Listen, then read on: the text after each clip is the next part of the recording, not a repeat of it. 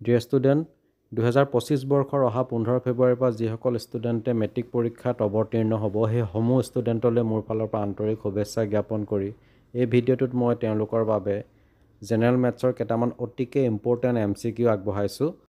মই ইয়াৰ পূৰ্বে ভিডিঅ'সমূহত general science, social science আৰু ইংলিছ প্ৰতিটো ছাবজেক্টৰে 45টাকৈ কমন MCQ তোমালোকলৈ আগবঢ়াই থৈছোঁ। যদি তোমালোকে ভিডিঅ'সমূহ চোৱা নাই তেতিয়াহ'লে ডেছক্ৰিপশ্যনত লিংক দিয়া আছে, তাত ক্লিক কৰি চাব পাৰিবা। আৰু তোমালোকে মেট্ৰিক পৰীক্ষা দি ওলোৱাৰ 1 ঘণ্টাৰ ভিতৰতে প্ৰতিটো ছাবজেক্টৰে MCQসমূহ উত্তৰসহ মোৰ চেনেলৰ থ্ৰুৱেদি পাই যাবা। গতিকে নতুনকৈ যদি কোনোবা আহিছা তেতিয়াহ'লে চেনেলটো ছাবস্ক্ৰাইব কৰি নটিফিকেশ্যনটো অন কৰি ৰাখিবা। তো আহা তেতিয়াহ'লে মেথছৰ এই অতিকে ইম্পৰ্টেণ্ট MCQ কেইটা আমি এতিয়া ডিছকাছ কৰোঁ। তো ইয়াত দেখা পাইছা choose the correct answer of the following question, অৰ্থাৎ প্ৰতিটো কুৱেশ্যনৰ কাৰণে আমাক 4টাকৈ অপশ্যন দিয়া আছে, তাৰ পৰা আমি শুদ্ধ অপশ্যনটো চ'জ অৰ্থাৎ বাছি উলিয়াব লাগে। তো কুৱেশ্যন নম্বৰ 1ত দিছে তলৰ কোনটো বৰ্গ সংখ্যা নহয়, which of the following is not a square number. আমাক অপশ্যনসমূহ দিছে option A 441, B 572, C 576, D 729। ইয়াত দেখা পাইছে যে তোমালোকে পূৰ্ণবৰ্গ সংখ্যাসমূহৰ এককৰ স্থানত 0, 1, 4, 5, 6, 9 থাকে আৰু যিবোৰ সংখ্যা পূৰ্ণবৰ্গ নহয় সিহঁতৰ এককৰ স্থানত 2, 3, 7, 8 থাকে। তো ইয়াত দিয়া অপশ্যনসমূহ যদি চাওঁ, অপশ্যন বিত যিটো দিছে 572, ইয়াৰ এককৰ স্থানত 2 আছে, গতিকে এইটো এটা পূৰ্ণবৰ্গ সংখ্যা নহয়। তো ইয়াত পূৰ্ণবৰ্গ সংখ্যা নোহোৱা অপশ্যনটো হ'ব option B 572। Next question number 2টোত দিছে -2/3^4 মান হ'ল option A -8/12, B -16/81, C 8/12, D 16/81। ইয়াক আমি এনেধৰণে সমাধান কৰিব পাৰোঁ। ইয়াত মই অব্লিক দি দিছোঁ, মানে -2টো আমি 4টা লিখিলে হ'ব বা ডাইৰেক্ট -2^4 লিখিলে হ'ব। যেনেধৰণে কৰিলে বাৰু শেষত আমি ৰিজাল্টটো পালোঁ 16/81। So here the correct option is option D, 16/81. Next question number 3, তলৰ কোনটো অনুপাত একোটা সমানুপাত হ'ব। ইয়াত আমাক অপশ্যনে যিটো দিছে 12:21 আৰু 32:56, ইয়াক যদি আমি এনেধৰণে সমাধান উভয়তে 4/7 পাইছোঁ, গতিকে ইহঁত একোটা সমানুপাত হ'ব। গতিকে ইয়াত দিয়া অপশ্যনসমূহৰ ভিতৰত শুদ্ধ অপশ্যনটো হ'ব অপশ্যন এ। নেক্সট কুৱেশ্যন নম্বৰ 4, 23 ঘনৰ এককৰ স্থানৰ অংকটো হ'ল the unit place digit of the cube of 23 is option A 6, B 7, C 9, D 11। ইয়াত তোমালোকে দেখা পাইছে যে কোনো এটা সংখ্যাৰ এককৰ স্থানত যদি 3 থাকে তেতিয়াহ'লে সেই সংখ্যাটোৰ ঘনৰ স্থানত 7 থাকিব। মই ইয়াত বাকী সংখ্যাবিলাকৰ কথা উল্লেখ কৰিছোঁ, ভালকৈ চাবা, বহুত হেল্প পাবা ইয়াৰ পৰা। গতিকে ইয়াত শুদ্ধ অপশ্যনটো হ'ব অপশ্যন বি 7। কুৱেশ্যন নম্বৰ 5ত দিছে এটা পৰিমেয় সংখ্যাক পৰিসমাপ্ত বিস্তৃতিৰ দশমিক সংখ্যা হিচাপে প্ৰকাশ কৰিবলৈ ইয়াৰ হৰটোত থাকিবলগীয়া উৎপাদক কেইটা হৈছে। আমাক অপশ্যনসমূহ দিছে অপশ্যন এ 2 or 3, বিত দিছে 1, 2, 3 or 4, চি 2 and 5 আৰু ডিত দিছে 3 or 4। ইয়াত শুদ্ধ অপশ্যনটো হ'ব অপশ্যন চি 2 and 5, অৰ্থাৎ এটা পৰিমেয় সংখ্যাক পৰিসমাপ্ত বিস্তৃতিৰ দশমিক সংখ্যা হিচাপে প্ৰকাশ কৰিবলৈ ইয়াৰ হৰটোত 2 আৰু 5 থাকিব লাগিব। আৰু মৌলিক উৎপাদকীকৰণৰ আৰ্হিটো হ'ব twice n into 5m আৰ্হিৰ। নেক্সট কুৱেশ্যন নম্বৰ 6, যদি দুটা ধনাত্মক অখণ্ড সংখ্যা p আৰু qক p = ab² আৰু q = a² b হিচাপে প্ৰকাশ কৰিব পাৰি, য'ত a b মৌলিক সংখ্যা, তেন্তে লসাগু pqৰ মান হ'ব অপশ্যন এ ab, b a² b², c a³ b² আৰু ডিত দিছে a³ b³। ইয়াত যি 4টা অপশ্যন দি দিছে তাৰ ভিতৰত শুদ্ধ অপশ্যনটো হ'ব অপশ্যন চি a³ b², অৰ্থাৎ a³ b² হৈছে pqৰ লসাগু। নেক্সট কুৱেশ্যন নম্বৰ 7, যদি লসাগু 91, 26 = 182, তেন্তে গসাউ 91, 26 ? আমাক অপশ্যনসমূহ দিছে option A 13, B 26, C 9, D 7। ইয়াক আমি এনেধৰণে সমাধান কৰিব পাৰোঁ। এইটো ফৰ্মুলা মতে বহাই দিছে লসাগু ইনটু গসাগু সমান সংখ্যা দুটাৰ পূৰণফল, আৰু শেষত ইয়াত আমি HCFটো পালোঁ কিমান 13। গতিকে ইয়াত দিয়া অপশ্যনসমূহৰ ভিতৰত শুদ্ধ অপশ্যনটো হ'ব অপশ্যন এ 13। কুৱেশ্যন নম্বৰ 8, এটা ৰৈখিক বহুপদ ax + bৰ শূন্যটো হ'ব option A -b/a, b -a/b, c b/a আৰু ডিত দিছে a/b। ইয়াত ax + bৰ শূন্যটো বুলি কৈছে, গতিকে x + b = 0 হ'ব আৰু শেষত xৰ ভেলুটো পালোঁ -b/a। গতিকে ইয়াত শুদ্ধ অপশ্যনটো হ'ব অপশ্যন এ -b/a।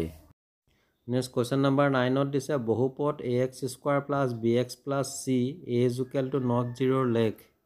ইয়াত আমাক উক্ত বহুপদটোৰ লেখডাল কেনেকুৱা ধৰণৰ হ'ব সেই বিষয়ে সুধিছে আৰু সেই অনুপাতে আমাক অপশ্যনসমূহ দিছে। ইয়াত তোমালোকে দেখা পাইছা যে উক্ত বহুপদটোৰ ক্ষেত্ৰত লেখডালৰ আকৃতি হ'ব ইউৰ দৰে, অৰ্থাৎ ওপৰ ফালে খোলা নাইবা তলফালে খোলা। গতিকে ইয়াত দিয়া অপশ্যনসমূহৰ ভিতৰত শুদ্ধ অপশ্যনটো হ'ব option C. Next question number 10 2x to the power 4 minus 3x cube minus 3x square plus 6x minus 2 দুটা শূন্য হ'ল √2 আৰু -√2। তেন্তে ইয়াৰ বাকী দুটা শূন্য হ'ব। অপশ্যন এ 1/2n1, B 2n√2, C √3n -√3 আৰু ডিত দিছে -2n -√2। ইয়াত আচলতে এই সমস্যাটোক এটাত কুৱেশ্যনটো দি দিছে, এইটো তোমালোকে চাবা। আৰু শেষত আমি যিকেইটা শূন্য দি দিছোঁ শূন্যকেইটা কি পালোঁ, এটা হৈছে 1/2 আৰু এটা 1, আৰু এইটো প্ৰশ্ন দি দিছিলে বাকীকেইটা শূন্য হ'ল 1/2 আৰু 1। গতিকে ইয়াত শুদ্ধ অপশ্যনটো হ'ব অপশ্যন এ 1/2n1। Next question number 11 px = 4x cube plus 2x square plus 7x minus 5 বহুপদটোৰ ৰাশিটোৰ মাত্ৰা হ'ল option A 7, B 4, C 3, D 2। ইয়াতে এক্সৰ সৰ্বোচ্চ মাত্ৰাটো হৈছে 3, গতিকে শুদ্ধ অপশ্যনটো হ'ব অপশ্যন চি 3। কুৱেশ্যন নম্বৰ 12টো দিছে তলৰ উক্তিবোৰৰ পৰা শুদ্ধটো বাছি উলিওৱা, অৰ্থাৎ ইয়াত আমাক 3টা উক্তি দিছে আৰু সেই উক্তিকেইটাৰ ভিতৰত কোনকেইটা উক্তি শুদ্ধ সেইটো আমি বাছি উলিয়াব লাগে। তো 1 নম্বৰটো দিছে সমাধান নথকা ৰৈখিক সমীকৰণ এযোৰক অসংগত বোলে। এই উক্তিটো শুদ্ধ হয়। 2 নম্বৰ উক্তিটো দিছে দুটা চলকত ৰৈখিক সমীকৰণ এযোৰ যাৰ এটা সমাধান আছে তাক সংগত জোৰৰ ৰৈখিক সমীকৰণ বোলে। এই উক্তিটো সত্য হয়, আমি পাই আহিছোঁ পাঠ্যপুথিত। আৰু 3 নম্বৰ উক্তিটো দিছে ৰৈখিক সমীকৰণৰ পৰতন্ত্ৰযোৰ এটা সদায়ে সংগত। এই উক্তিটো সত্য হয়, ইতিমধ্যে আমি পাইছোঁ। গতিকে ইয়াত আমাক যি 4টা অপশ্যন দি দিছে তাৰ ভিতৰত শুদ্ধ অপশ্যনটো হ'ব option B, all 3 statement 1, 2 and 3 are correct। 1, 2 আৰু 3 তিনিওটা উক্তি শুদ্ধ। কুৱেশ্যন নম্বৰ 13 কি চৰ্ত সাপেক্ষে a1x + b1y + c1 = 0 আৰু a2x + b2y + c2 = 0 সমীকৰণ লেখ দুডাল মিলি যাব। তালিকা 3.4ত কেনে ক্ষেত্ৰত বা কোনকেইটা কণ্ডিশ্যনত দুডাল লেখ মিলি যাব বা কটাকটি কৰিব বা সমান্তৰাল হ'ব খুব ধুনীয়াকৈ দিছে। টেবুলখন ভালকৈ চাবা, ইয়াৰ পৰা বিভিন্ন কুৱেশ্যন অহাৰ সম্ভাৱনা আছে। গতিকে আমি তালিকাখনৰ পৰা দেখা পালোঁ যে অপশ্যন চিত যিটো দিছে 1/a2, b1/b2, c1/c2 এই ক্ষেত্ৰত লেখ দুডাল মিলি যাব। গতিকে এইটো হ'ব ইয়াৰ শুদ্ধ অপশ্যন। নেক্সট কুৱেশ্যন নম্বৰ 14ত দিছে নিম্নোক্ত ৰৈখিক সমীকৰণ কেইযোৰ বিবেচনা কৰা। 1ত দিছে 3x + 2y = 5, 2x + 2y = 5 আৰু 2 নম্বৰটো দিছে 2x + 3y + 7, 2x - 3y = 8। এতিয়া আমি উক্ত সমীকৰণ কেইযোৰৰ ক্ষেত্ৰত শুদ্ধ বিকল্পটো বাছি উলিয়াব লাগে।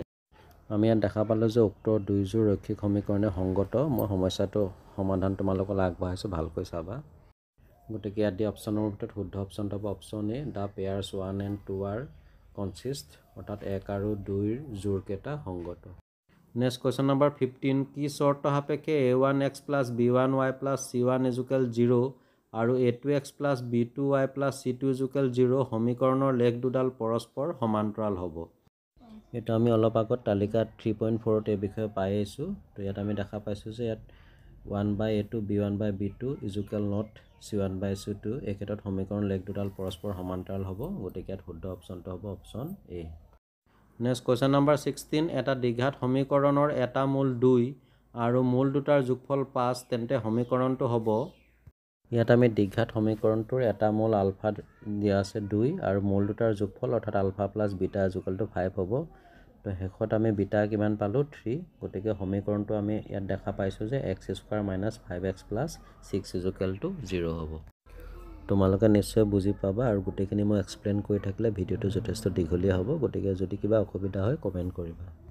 গতিকে ইয়াত আমি দেখা পালোঁ যে শুদ্ধ অপশ্যনটো হ'ব option A, x² - 5x + c = 0। Question number 17ত দিছে 2x² - √5x + 1 = 0 দ্বিঘাত সমীকৰণটোৰ অপশ্যন এ দুটা নিৰ্দিষ্ট বাস্তৱ মূল আছে, অপশ্যন বি দুটা সমান বাস্তৱ মূল আছে, অপশ্যন চি কোনো বাস্তৱ মূল নাই আৰু অপশ্যন ডিত দিছে দুটাতকৈ অধিক বাস্তৱ মূল আছে। তোমালোকে দেখা পাইছা যে উক্ত দ্বিঘাত সমীকৰণটোৰ শেষত আমি মান পালোঁ -3। গতিকে b² - 4ac <0 হ'ব। আৰু b square minus 4ac greater than 0 হ'লে সমীকৰণটো দুটা স্পষ্ট বাস্তৱ মূল থাকিব গতিকে ইয়াত শুদ্ধ অপশ্যনটো হ'ব অপশ্যন এ দুটা নিৰ্দিষ্ট বাস্তৱ মূল আছে there are two specific real roots next question number 18 ax square plus bx plus c equal 0 দ্বিঘাত সমীকৰণৰ এটা মূল অন্য এটাৰ অনন্য হোৱাৰ চৰ্তটো হ'ল আমাক অপশ্যনসমূহ দিছে option A b equal c b a equal to c c a equal b আৰু অপশ্যন ডি দিছে a plus b plus c equal to 0 ইয়াত উক্ত দ্বিঘাত সমীকৰণটো অনন্য হোৱাৰ চৰ্তটো হ'ব a ইকুৱেল টু c গতিকে ইয়াত দিয়া অপশ্যনৰ মতে শুদ্ধ অপশ্যনটো হ'ব option B a equal to c next question number 19 এটা সমান্তৰ প্ৰগতিৰ প্ৰথম পদ a আৰু সাধাৰণ অন্তৰ d হ'লে n-তম পদ an হ'ব আমি পাইছোঁ যে এটা সমান্তৰ প্ৰগতিৰ প্ৰথম পদ a আৰু সাধাৰণ অন্তৰ d হ'লে n-তম পদ an হ'ব an equal to a plus n minus 1 into d গতিকে ইয়াত দিয়া অপশ্যনৰ মতে শুদ্ধ অপশ্যনটো হ'ব option A a plus n minus 1 into d next question number 20 -3, -1/2 2 এই সমান্তৰ প্ৰগতিটোৰ 11তম পদটো হ'ব অপশ্যন এ 28 b 22 c -38 d -48 হাফ মই সমস্যাটোৰ সমাধান তোমালোকলৈ আগবঢ়ালোঁ তোমালোকে ভালকৈ চাবা আৰু শেষত সমান্তৰ প্ৰগতিটোৰ 11তম পদটো পালোঁ 22 So here the correct option is option B 22 Question number 21 এটা সমান্তৰ প্ৰগতিৰ প্ৰথম পদ -2 আৰু সাধাৰণ অন্তৰ -2 হ'লে ইয়াৰ প্ৰথম চাৰিটা পদ হৈছে ইয়াৰ প্ৰথম পদ a ইকুৱেল টু দিয়া আছে -2 সাধাৰণ অন্তৰ d -2 দিয়া আছে তো দ্বিতীয় পদটো হ'ব a1 প্লাছ d কিমান পালো -4 তৃতীয় পদ হ'ব a2 প্লাছ d -6 চতুৰ্থ পদ পালো 6 -2 ইকুৱেল টু 8 গতিকে প্ৰথম চাৰিটা পদ হ'ল -2 -4 -6 -8 গতিকে শুদ্ধ অপশ্যনটো হ'ব option C -2 -4 -6 -8 next question number 22 দিছে যদি এটা সমান্তৰ প্ৰগতিৰ n-তম পদ p আৰু প্ৰথম n-টা পদৰ সমষ্টি q হয় তেন্তে প্ৰথম পদটো ইয়াত সমান্তৰ প্ৰগতিটোৰ n-তম পদ p আৰু এই n-তম পদৰ সমষ্টি q দি দিছে গতিকে আমি লিখিছোঁ n/2 equal to a plus p equal to q আৰু শেষত a পালোঁ আমি টুৱাইচ q মাইনাছ np/n গতিকে ইয়াত শুদ্ধ অপশ্যনটো হ'ব option B twice q minus np/n এবাৰ আমাক কুৱেশ্যন নম্বৰ 23 দিছে ABC আৰু BD দুটা সমবাহু ত্ৰিভুজ আৰু BC বাহুৰ মধ্যবিন্দু D ABC আৰু BD ত্ৰিভুজ দুটাৰ কালিৰ অনুপাত হ'ব অপশ্যন এ 2:1 B 1:2 C 4:1 D 16:81 ইয়াত যেহেতু D BC ৰ মধ্যবিন্দু বুলি কৈছে গতিকে আমি ত্ৰিভুজ দুটা এনেধৰণে অংকন কৰিব পাৰোঁ আৰু আমি ত্ৰিভুজ ABC আৰু BD ৰ কালি উলিয়ালোঁ ABC ৰ কালি হৈছে AB স্কয়াৰ আৰু ত্ৰিভুজ BD ৰ কালি হৈছে BD স্কয়াৰ তো শেষত আমি ইয়াৰ অনুপাতটো কিমান পালোঁ 4:1 গতিকে ইয়াত দিয়া অপশ্যনৰ ভিতৰত শুদ্ধ অপশ্যনটো হ'ব option C 4:1 next question number 24 এটা সমকোণী ত্ৰিভুজৰ অতিভুজৰ বৰ্গ আন দুটা বাহুৰ বৰ্গৰ যোগফলৰ সমান এইটো এটা আমাক অপশ্যনসমূহ দিছে অপশ্যন এ পাইথাগোৰাছৰ উপপাদ্য অপশ্যন বি মৌলিক সমানুপাতিকতা উপপাদ্য অপশ্যন চি থেলছ উপপাদ্য অপশ্যন ডি ওপৰ এটাও নহয় ইয়াত যেহেতু সমকোণী ত্ৰিভুজটোৰ অতিভুজৰ বৰ্গ আন দুটা বাহুৰ বৰ্গৰ যোগফলৰ সমান বুলি কৈছে গতিকে এইটো হ'ব অপশ্যন এ পাইথাগোৰাছৰ উপপাদ্য নেক্সট কুৱেশ্যন নম্বৰ 25 ধৰা হ'ল ABC এটা ত্ৰিভুজ যাতে AB - 6 × √3 cm AC equal to 12 cm আৰু BC ইকুৱেল টু 6 cm ৰ B কোণৰ মাপ option A 120 degree B 90 degree C 60 degree D 45 degree ইয়াত AB বাহুৰ মান দিছে 6 × √3 BC 6 cm AC 12 cm আমি ইয়াত পাইথাগোৰাছৰ সূত্ৰটো প্ৰয়োগ কৰি দেখা পালোঁ যে ত্ৰিভুজটোৰ অতিভুজৰ বৰ্গ আন দুটা বাহুৰ বৰ্গৰ যোগফলৰ সমান গতিকে এইটো এটা সমকোণী ত্ৰিভুজ হ'ব গতিকে B কোণটো হ'ব 90 ডিগ্ৰী গতিকে ইয়াত আমাক যি চাৰিটা অপশ্যন দি দিছে তাৰ ভিতৰত শুদ্ধ অপশ্যনটো হ'ব option B 90 degree next question number 26 -20 আৰু 40 সংযোগী ৰেখাখণ্ডক y অক্ষৰে ভাগ কৰা অনুপাতটো হ'ব অপশ্যন এ 2:3 B 1:2 C 1:4 D 2:1 এই সমস্যাৰ সমাধান কৰোঁতে আমি বিভাজনৰ সূত্ৰটোৰ সহায় লৈছোঁ আৰু শেষত তোমালোকে দেখা পাইছা যে y ৰ অনুপাতটো পাইছোঁ 1:2 কিবা বুজি নাপালে কমেণ্ট কৰিবা গতিকে ইয়াত শুদ্ধ অপশ্যনটো হ'ব option B 1:2 next question number 27 দিছে এটা ত্ৰিভুজৰ শীৰ্ষবিন্দু কেইটা 1 -1 -4 6 আৰু -3 -5 হয় তেন্তে ত্ৰিভুজটোৰ কালি হ'ব অপশ্যন এ 14 বৰ্গ একক বিত 24 বৰ্গ একক, চি 21 বৰ্গ একক, ডি 7 বৰ্গ একক। ইয়াত আমি ত্ৰিভুজৰ শীৰ্ষবিন্দুকেইটাৰ সহায়ত ত্ৰিভুজটোৰ কালি নিৰ্ণয় কৰিলোঁ আৰু শেষত আমি কিমান পালোঁ 24 বৰ্গ একক। নিশ্চয় কৰিছা তোমালোকে এনেকুৱা ধৰণৰ প্ৰশ্ন। গতিকে ইয়াত আমাক যি 4টা অপশ্যন দি দিছে তাৰ ভিতৰত শুদ্ধ অপশ্যনটো হ'ব অপশ্যন বি 24 স্কুৱেৰ ইউনিট বা 24 বৰ্গ একক। কুৱেশ্যন নম্বৰ 28ত দিছে -6, 5 আৰু -2, 3 বিন্দু সংযোগী ৰেখাখণ্ডৰ মধ্যবিন্দু a/3, 4 হ'লে a ৰ মান হ'ব option A -4, B -12, C 12, D 4।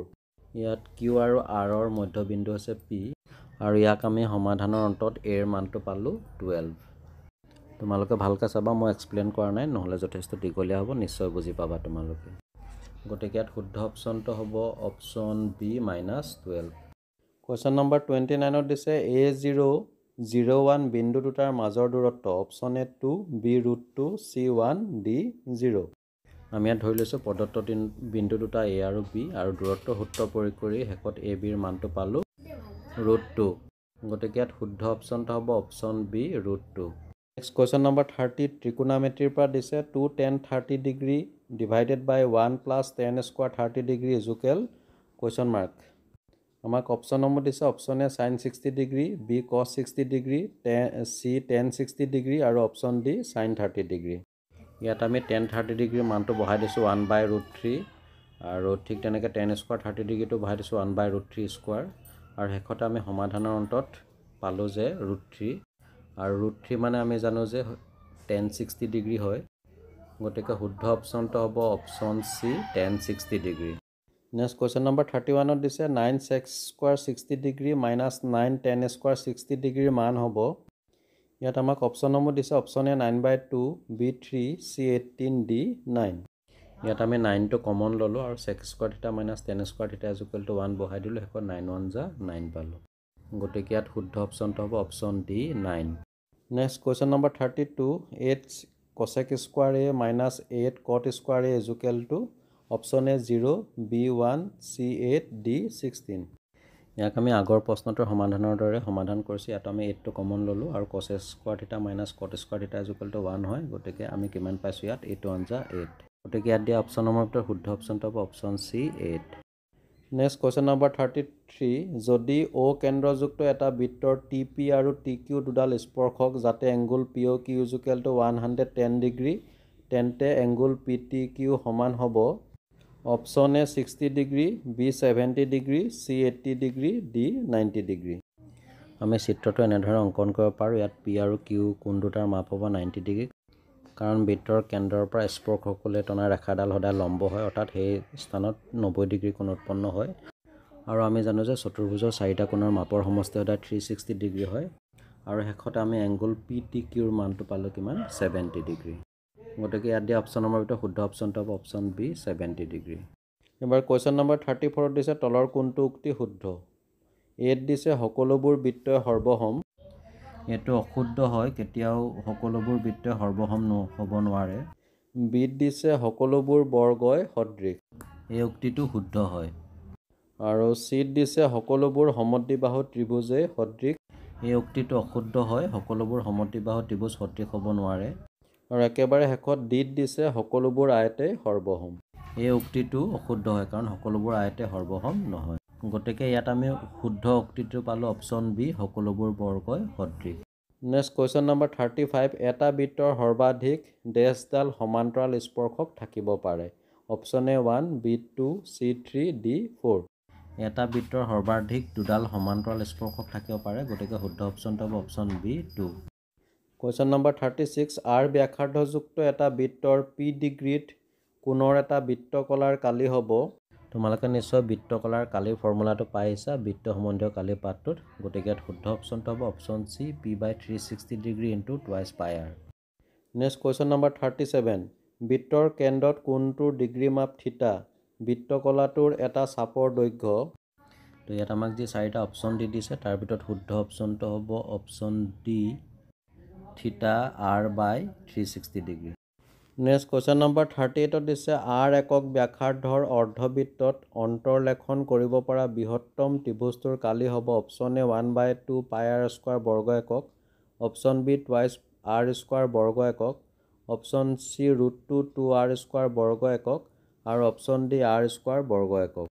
ইয়াত তোমালোকে দেখা পাইছা এনেধৰণে আমি চিত্ৰটো অংকন কৰিব পাৰোঁ আৰু ইয়াৰ কালি হ'ব r স্কোৱাৰ বৰ্গ একক। গতিকে ইয়াত কাৰেক্ট অপশ্যনটো হ'ব অপশ্যন ডি r স্কোৱাৰ বৰ্গ একক।